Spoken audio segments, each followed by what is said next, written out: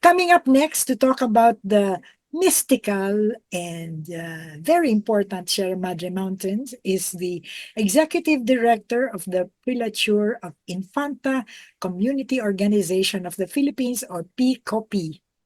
Tama ba yun? Inc. He is also the co-convener of Stop Kaliwa Dam Network, or SKDN, and the lead convener of Alyansa Laban sa Mapaniil na Dam, or Almadam. Friends, let's give a warm welcome to Conrad Vargas. na sa Kamayan. Yeah. So napakatagal na, no? Pero ang ganda po at pagsusubaybayan siguro natin ay ang dami nating mga learnings na ako pwede na natin sigurong mabuo at maging source ng napaka-importante po na mga informations na pwede nating ma-share. Anyway, maraming salamat po dun sa dalawa nating naunang nagsalita at nagbahagi ng kanilang mga kaalaman tungkol po dito sa mahalagang talakayan sa atin ngayon sa hapong ito. Ako po ay magfo-focus doon sa ilang features at saka paano natin kinikilala yung Sierra Madre mountain range at ano ang magiging role, and at the same time ano yung nararamdaman o sa ngayon ay damang-dama yung mga threats na nararanasan po nitong Sierra Madre. Ano po? Sierra Madre Mountain Range. Una po ay doon sa aking na ilang slides na senior, makikita po natin at mas magandang na ano po natin ito na mas naintindihan doon sa dalawang unang nagsalita na hindi naman natin kinikilala na nag-iisa at single important yung Sierra Madre kasi meron pong Caraballo Mountains at saka yung tinatawag po nating Zambales Mountains na talagang siya po yung pagpupunek-connecthe natin. Ano po? Ngayon ang una pong gusto kong mag-focus at pag-isipan natin ay yung usapin po ng relationship nitong mountains na to doon sa usapin po ng protection natin sa ating biodiversity. Ang Sierra Madre Mountain po ay kinikilala at bahagi po ng tinatawag na key biodiversity area ng buong mundo dahil sa napaka-yaman at napaka-raming mga samot-saring buhay na dyan lang matatagpuan yung iba. Yung iba po ay nanganganib na at yung iba naman ay talagang almost sabihin natin ay ilan-ilan na lang malapit nang mag-extinct. Ano po? So yun po. Dito po sa unang bahagi ng aking pagbibigay ng sharing ay kinikilala po natin na yung Sierra Madre ay extending ng from the north papunta po ng Quezon ay sumasakop po sa 10 probinsya. Ano po? Ito pong first 3 slides ay nagpapakita lang ng connection po ng iba't ibang mga mountain ranges. Yun nga po yung Sierra Madre Mountains, yung tinatawag natin na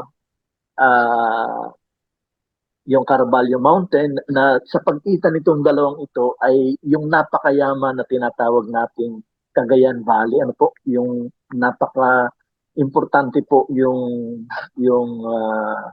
anong tawag natin dito, yung nagiging hindi lang siya mahalaga dahil pinag-uusapan natin ay protection dahil sa mga malalakas na bagyo, posibleng iba't ibang mga hazards or kung pwedeng maranasan po natin mga dilubyo. Pero importante rin po na makita natin na between the Sierra Madre Mountain at saka po yung tinatawag nating Caraballo Mountain, yung pong valley, Cagayan Valley, na napaka-yaman dahil po doon sa kanyang ibinibigay na sabihin po natin ay kontribusyon para po doon sa ating tinatawag na food security. Alam po natin na ang magagandang at saka yung nagsimula na ah, mga tinatawag nating maunlad na bansa ay kung mayroong tinatawag na malusog, malinis, at napakagandang mga river system. Ano po. At yun po, yung sa Cagayan, tinatawag po natin Cagayan Valley at saka yung Cagayan River, ayan po ay nasa pagitan na ng Sierra Madre at saka ng Caraballo Mountain. Ano po. At doon sa may bandang tinatawag naman po nating southwestern part, ay siyempre, yun naman pong Zambales Mountain. So anyway, yan po. Ngayon, ang siguro po mas magandang bigyan natin ng pansin ay, okay lang po, titingnan ko lang po yung aking ano ha. So yan po, yung nandito na po sa ating sa ating senior na sa screen ay ito pong Sierra Madre na tinatawag nating napakahalaga din ang role na ginagampanan ay nasa 540 kilometers po kilometers po yung kanyang yung kanyang span at makikita natin dito na sa itsura lang po, tingnan po ninyo yung pinakang figure niya ay parang spine, ano po, yung gulugod. Kaya ang tawag ng karamihan po dyan ay yung sinasabi nating backbone of Luzon. Na ipaliwanag na po kanina nung ating first na nag-share at saka yung pangalawang nag-share na yung mga nabubuo na malalakas na bagyo ay isa sa pinaka-importanteng nagtutulong sa atin para ang mga posibleng epektong kalamidad ng mga nabubuong malalakas na bagyo sa Pacific Ocean ay pinoprotektahan po sa pamagitan po nitong nakaharang na tinatawag natin na gulugod o yung backbone, which is the Sierra Madre Mountain Range. Next po siguro ay tingnan po natin na doon po sa susunod na slide, pakitingnan lang po. Yan po, tingnan po natin. Doon po sa loob ng 100 taon na tiningnan natin, ay from 900 hanggang 1999, yun pong dating mga green na nakikita natin sa ating mapa ng Pilipinas. Dito po sa gawing kanan, kung titingnan po natin ay pukunti na lang yung green. Ano po? At ang ayon po sa mga pag-aaral ay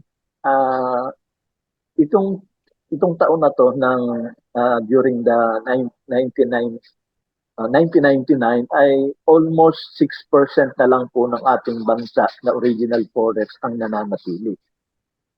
Pero ang magandang balita po, siyempre doon sa mga interventions at saka din sa ginagawa ng kasama ng natin dito sa bumubuo ng Green Convergence at ilang nagtutuwang-tuwang na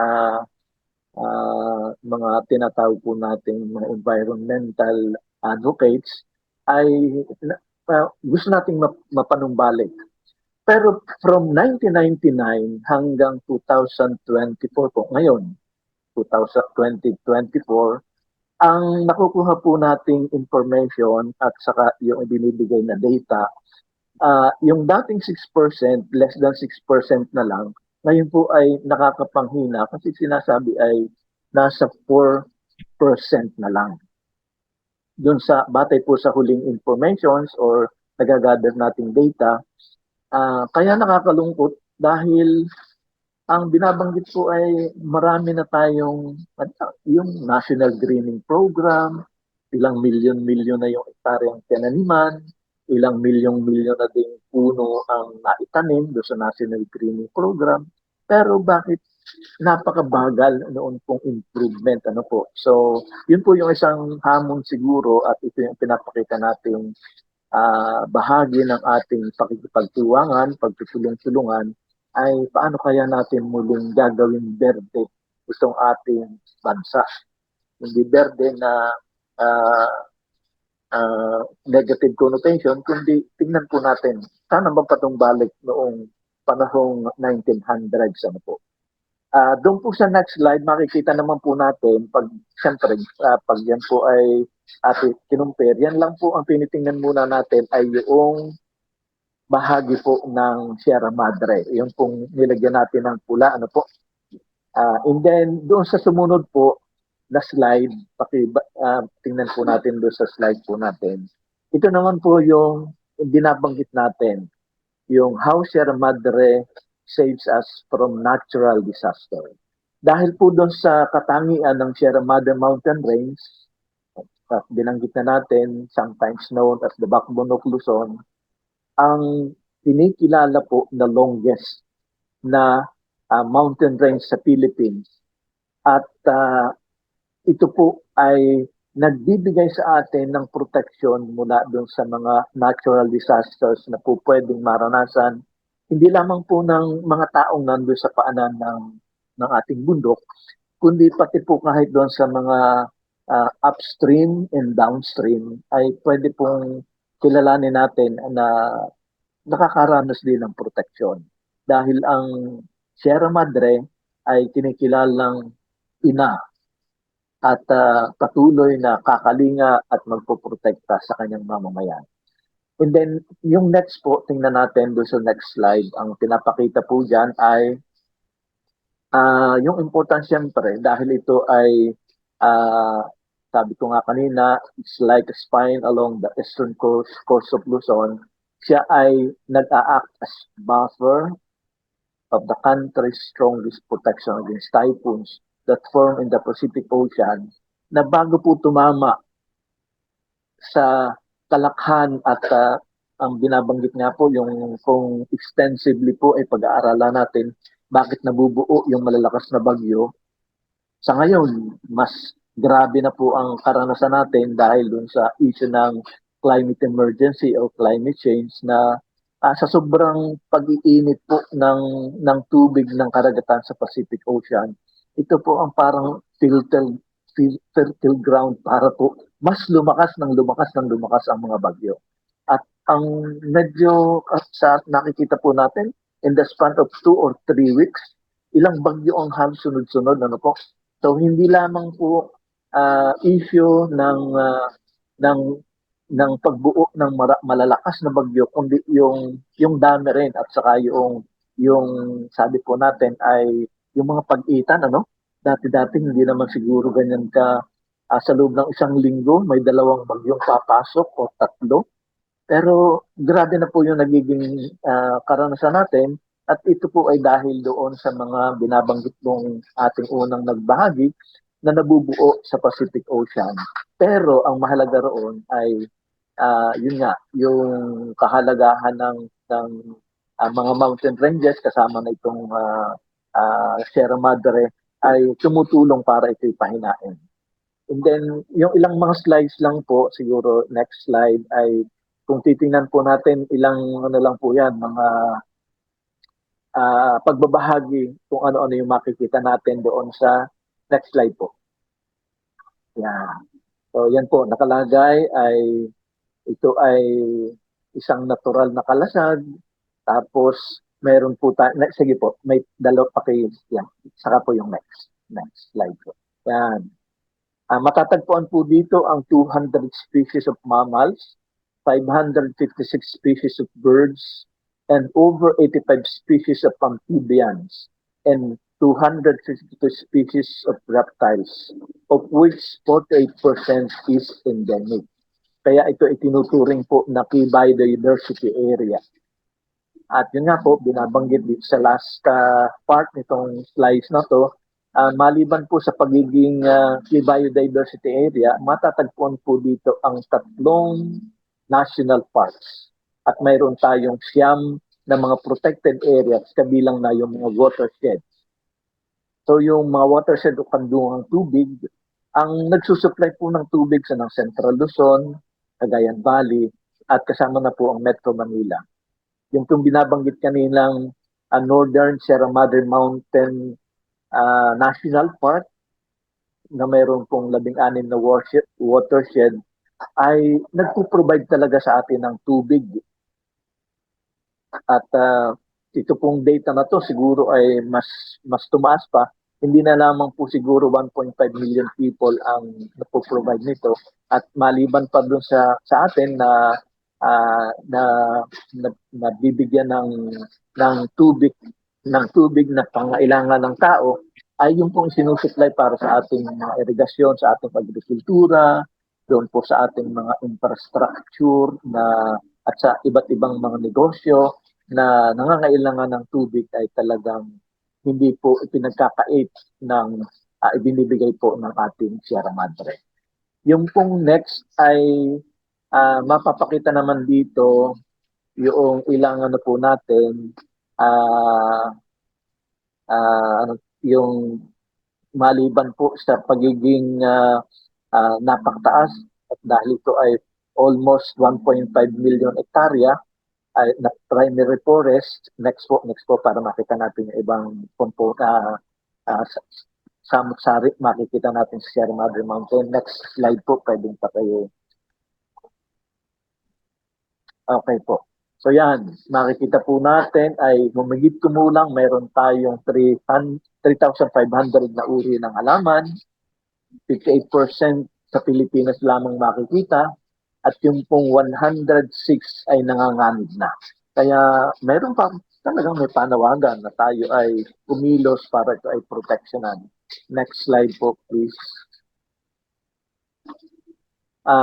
Doon po naman sa usapin ng naliban doon sa tinatawag nating flora, yung fauna naman ay ang banggit po na nakukuha nating information ay meron tayong 70 globally threatened and near threatened species.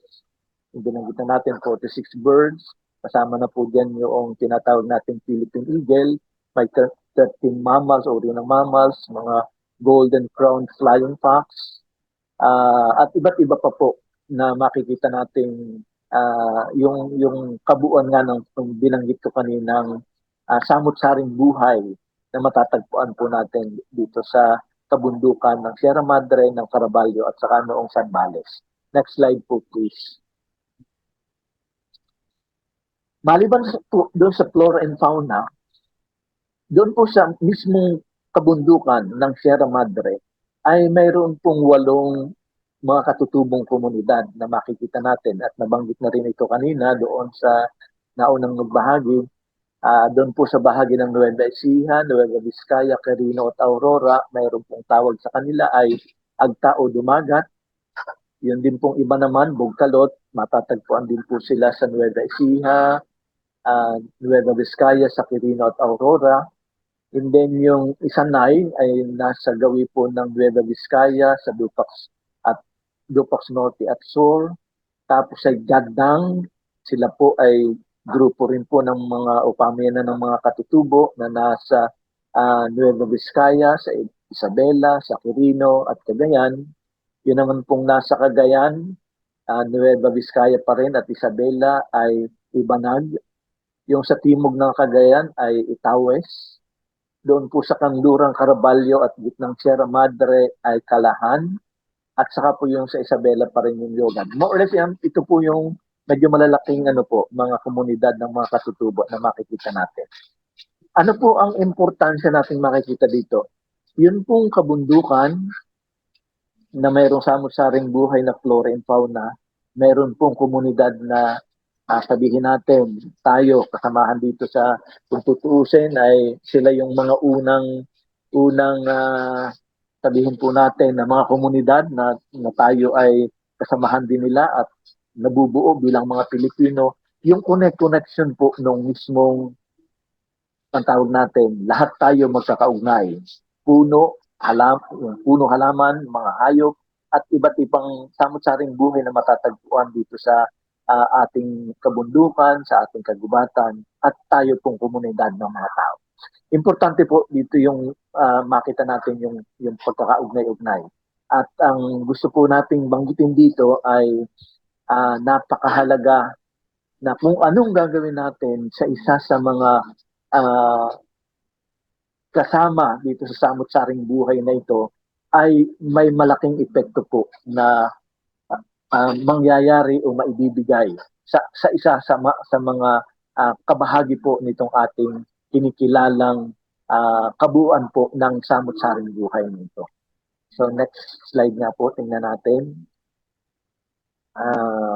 Yung pong mga huling mga slides, hindi ko na po isa-isahin, pero pwede po nating i-flash. Ito lang po yung pagpapahalaga natin at tinitingnan natin yung talagang napakayaman ng biodiversity doon sa ating mga forest. Sige po, ano na lang po yung ibang slides natin.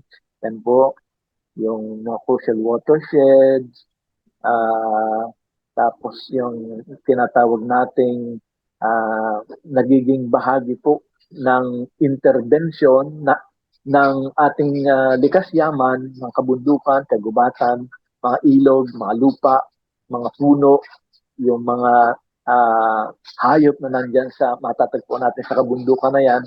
Ang sinasabi po natin ay it shields million of urban dwellers.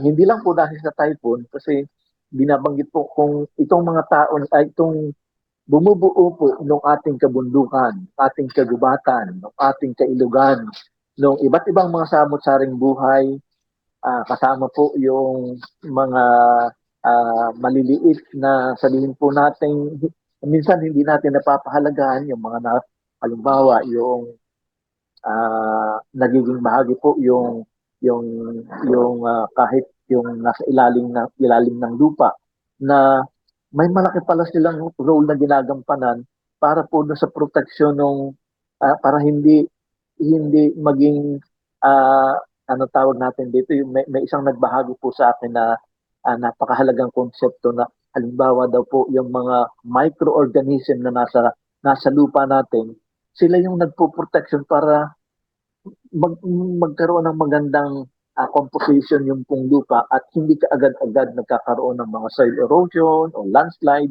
Pero kung unti-unting mawawala rin yun, ay talagang nagiging prone. So, yan po, napaka-importante po doon sa binabanggit niyan. And then, siguro po doon sa next, makikita naman natin naman dito ay yung forest natin. Siya yung nagpi-prevent ng flooding doon sa ating mga syudad, lalo tigit po doon sa mga low-lying areas o yung tinatawag nating downstream nito pong ating pinapahalagahang kabundukan na Sierra Madre Mountain, yung Caraballo at saka yung Zambales Mountain. And then yun pong sumunod nating gustong bigyan ng pansin ay napakarami po na nagiging challenges itong ating kabundukan na to. At ang isa sa mga gusto po nating bigyan ng pansin dito sa aking pagbabahagi ay importante po yung kagaya ng aking nire-represent na grupo ay isa sa napakalaking threat dito po sa kabundukan na to ay yung pagtatayo ng Kaliwa Dam. Doon po sa pagtatayo ng Kaliwa Dam ay ang nasisira at nakalagay po doon sa project description ng ating proponent na MWSS ay 292 o 91 hektaryang kabundukan o kagubatan ang masasubmerge. At hindi lamang po basta kabundukan kagubatan, kundi siya po ay kinikilalang watershed. So malaki po yung role na ginagampanan ng mga watershed natin, kagaya ng nabanggit na nakapaloob po doon sa Sierra Madre, doon sa Zambales Mountains, sa saka doon sa Caraballo, at nagbibigay ng talagang buhay at kabuhayan sa mga mamamayan. Pero kung sisiraan po yan ay talagang napalaki ang magiging epekto. And then, maliban po sa pagkasira ng 291 hektarya na kabundukan, pag tinayo na po yung Kaliwa Dam, ay yun pong tayong mga kasamaan bilang mga mga tagapagtanggol po ng ating kabundukan, itong ating pinoprotektahang Sierra Madre, ay nakakaranas din po ng threat. Particular po ay doon sa usapin bilang kinikilala po natin mga AHRDs o yung Environmental Human Rights Defenders. Dito po sa atin sa Pilipinas ay isa sa pinaka mapanganib at karanasan po ng maraming nagtatanggol ng kalikasan ay nanganganib din ang kanilang buhay. Kaya maliban na nanganganib yung kabundukan, tayo pong mga environmental human rights defenders ay medyo nanganganib din po ang buhay. Ano po? And then doon sa next po, makikita naman natin dito, talagang napaka-crucial na ma-preserve natin yung landscape ng ating kabundukan kasi pagka unti-unting nabubungi-bungi yung buong itsura, yung landscape ng ating pinoprotektahan at nagpo-protect sa ating kabundukan ay manganganib din po tayo. So yung safety and resilience po ng milyong mga Pilipino ay nasa panganib din po kung tutusin. And then next po ay mas maganda po dito sa bahaging ito ay kilalanin natin yung magiging role ng ating mga kapatid na katutubo, particular po doon sa pagdepensa natin doon sa ating kabundukan. Para po yung lahat ng mga project na planong i-implement ay dumaan talaga sa masusing pag-aaral at magkaroon talaga ng maayos yung ang gusto po sanang banggitin ay yung paggalang po doon sa proseso para pagdesisyonan kung ano talaga ang gusto ng mga tao, gusto ng ating mga particular po yung ating mga kapatid na katutubo doon sa lugar na sila mismo yung magdesisyon kasama tayo na maaapektuhan siyempre dahil tayo po ay hindi man ganoon kalapit doon sa areas na ating tinatalakay ay meron po talaga magiging epekto sa atin. So yun po, yung proseso po kung paano yung project na Kaliwa Dam ay i-implement, sana po ay makita natin na talagang pinapangalagaan natin at ang paggalang doon sa dalawang batas po. Bakit dalawang batas? Yun pong pagtatayo ng Kaliwa Dam na nasa loob ng Sierra Madre ay mayroon pong dalawang land tenural instrument. Yung pong pagtatayo ng Kaliwa Dam ay nasa protected area, nasa 1636, kabahagi po ng protected area sa Sierra Madre. At siya po ay nag-o-overlap bilang lupaing ninuno ng mga kapatid na makatutubong Dumagat Remontado. So usapin po ng batas doon sa pagiging protected area, sana ay maayos pong mapag-usapan at maging guiding principle yung pagpapatupad ng batas ng NIPAS at TNIPAS sa pag-aproba o disapproba ng mga proyektong ilalagay dyan. At dahil po siya ay napangalawa, siya po ay nasa loob ng lupaing ninuno, yung IPRA, yung batas ng IPRA, sana ay binibigyan ng pansin ng ating ahensya ng pamahalaan dahil tayo po yung mag-guide sa kanila pero hindi tayo yung magtutukoy at para tayo pa yung mangunguna, yung mga aksya ng ating pamahalaan, mangunguna pa para isinusubok yung ating kabundukan, yung tirahan ng mga katutubo, tira at makakaapekto sa ating mga mamamayan sa nasa ibabang bahagi, ay isinusubo pa para ang isang proyekto ay pagdesisyon ng ituloy kahit napakarami ng tumututol. Ano po? So yun po, yung mahalaga po dito ay makita natin na talagang yung pagtutulong-tulong po ng bawat isa ay mabigyan natin ng pahalaga. At yung mga natitirang slides po, pwede naman po natin i-share ito doon sa ating mga nag-participate po dito sa ating talakayan, sa ating forum na to. At ako po ay nagpapasalamat ng marami sa pagbibigay niyo sa amin ng pagkakataon. Ngayon po, bilang pagwawakas po nitong aking pagbabahagi, gusto ko pong i-conclude na yun pong ating kampanya para po doon sa No to Kaliwa Dam. Ang gusto ko pong banggitin sa lahat ng nakikinig, maraming salamat po at unti-unti na tayong tinutugon. Dahil una, pagkatapos po noong binanggit na rin kanina, mas magandang ma-reiterate, yung pong September 26 bilang Save Sierra Madre Day na dapat taon-taon pinagdiriwang, ginawa po natin ito noong last September at naging bunga po nito ay yung pagpapahinto ng lahat ng mga construction activities doon po sa access road na leading to Kaliwa Dam. Ang huling information po natin for the information of all ay nag-pull out po ang Chinese contractor nung ginagawang access road leading to Kaliwa Dam. Pati po yung mga makinarya nila at ang binabanggit po ay dahil natagpuan, naipakita at atin pong patuloy na pinapanindigan na maraming violations ang proponent, ang MWSS at ang kasama nitong contractor, yung Chinese contractor, sa construction kasi wala silang mga permit. Kaya nagdesisyon po na walang any construction activities na mangyayari. So yun pong stop po ngayon, yung operation po, yung dati-dating nababalita nating tuloy-tuloy na ginagawa yung access road, nagtatayo na sila ng mga barracks doon para doon sa mga makinarya, barracks para doon sa mga Chinese contractor, pati po yung ginagawang pagbubutas po doon sa tunnel from Teresa Rizal, hindi po yan nagtutuloy-tuloy. Ang nakuha po nating information ay sa gawi parang from Teresa nakarating sila hanggang yung Baras. Pero pagdating po ng Baras, tumigil po sila kasi ang bayan po ng Tanay ay walang permit na binibigay sa contractor. Kaya yung buong jurisdiction po ng lokal na pamahalaan ng Tanay ay pinahinto po yung pag-construct po doon sa underground ng tunneling, yung ginagamitan po ng boring machine. Ano po. So both doon po sa usapin po ng dalawang sites na ginagawa dati-dating merong construction activities, yung tunneling at saka pag-aayos po ng kalsada dito sa access road, ngayon po ay stop.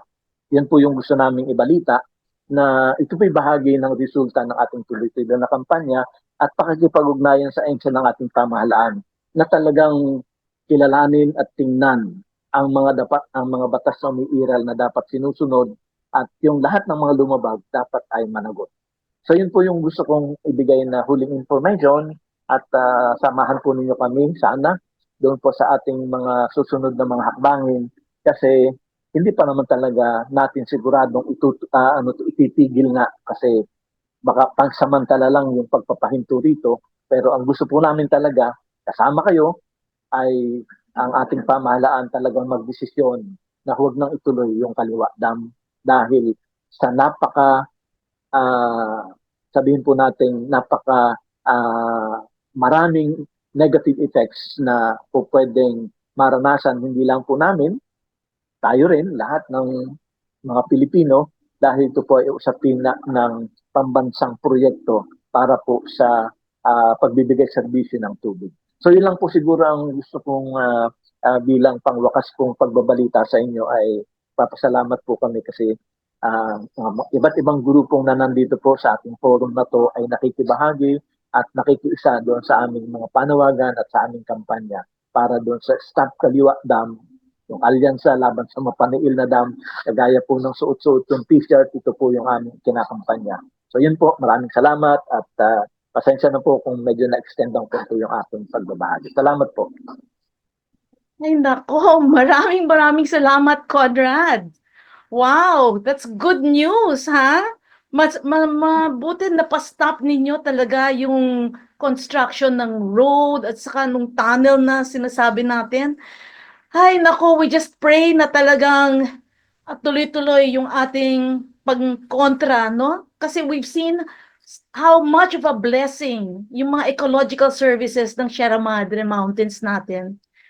Ay nako, thank you for that good news.